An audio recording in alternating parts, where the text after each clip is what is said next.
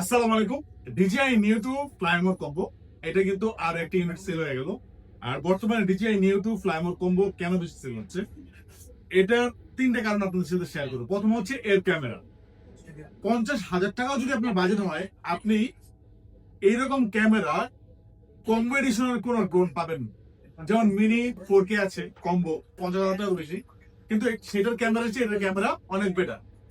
2 number reason, এটার চারিদিকে propeller guard লাগানো আছে, যার জন্য অনেক বেশি সেফ এবং সেফটি থাকবে। প্লাস এটাতে কিন্তু চারিদিকে সেন্সর কাজ করে, সো আপনার ড্রোন কিন্তু সম্পূর্ণরূপে সেফ থাকবে যেহেতু সেন্সর আছে।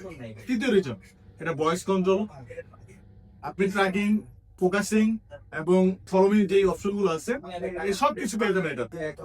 এবং আরো বেশ কিছু ফিচার্স আছে, হাত দিয়ে নাড়াচাড়া করা, ফলো করা, অনেক মুড আছে যেগুলো খুব বেটার এক্সপিরিয়েন্স দেয়।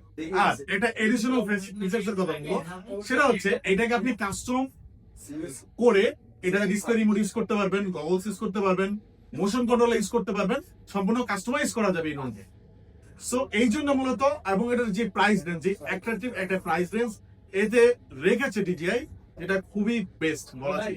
সো বর্তমানে ডিজিআই নিউ টু ফ্লাইমোর কম্বোটা এই জন্য অনেক বেশি সেল হচ্ছে।